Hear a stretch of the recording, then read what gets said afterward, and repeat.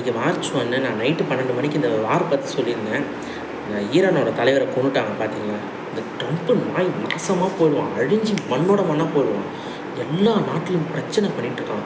இந்த பாகிஸ்தானில் நிறையா ஆயுதம் கொடுத்து அவன் ஹெல்ப் பண்ணிகிட்ருக்கான். ஏகப்பட்ட நாட்டில் ஏர்பேஸை வச்சுக்கிட்டு ஈரானோட தலைவரை 85 வயசுங்க அந்த ஆளை கொன்னுட்டாங்க. அந்த இஸ்ரேல் அந்த நேத்தன்யாகு அவன் பேர், கடவுள்லாம் மேலே இருக்காங்களா, அந்த கம்யூனிட்டிங்கெலாம் இருக்கிறானுங்களான்னு தெரியலங்க.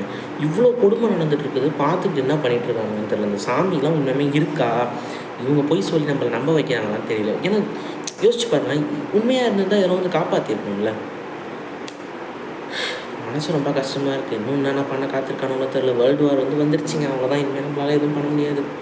இருக்கிற கொஞ்சம் காலத்தில் எதை எப்படின்னா இருந்துக்குங்க, தப்பிச்சுக்குங்க, யார்ட்டையும் பகச்சிக்காதீங்க, இப்படி இருந்துக்குங்க. இன்றைக்கி தான் நான் சொல்கிறேன், இன்றைக்கி ஃப்ரெண்டு வீட்டுக்கு வந்திருந்தோம், ராகுல் பேர். நான் சொன்னேன்ல, எனக்கு இந்த ஃபேர்வெல் நினச்சி மனசு ஒரு மாதிரி கஷ்டமாக இருந்துச்சு. வீட்டுக்கு வந்தான், கட்டி பிடிச்சி நான் அழுதுட்டேன். அவனை ரொம்ப மனசு கஷ்டமாக எல்லாம் பெரிய போகிறோம் அப்படின்னு ஒரு இதில் எனக்கு அப்படியே மனசு ஒரு மாதிரி ஆகிடுச்சு. உங்களோட இனிமேல் யாரும் பார்த்துக்க முடியாது அப்படின்ற ஒரு டைம் வந்துடுச்சுங்க. கட்டி பிடிச்சி அழுதுட்டேன். எல்லாரையும் கட்டி பிடிச்சி அழுகணும்னு நினச்சேன். அவன் தான் இருந்தான் வீட்டில், அவனை கட்டி பிடிச்சி அழுதுட்டேன். சரி விடுங்க, என்ன பண்ணுறது. அப்புறம் சாயந்தரம் பாப்பாவோட ஃபோன் எடுத்துகிட்டு போயிட்டு ரிப்பேர் பண்ணுறதுக்கு கொடுத்துட்டு வந்தேன். நாளைக்கு போய் அதை வாங்கணும் ஞாபகமாக.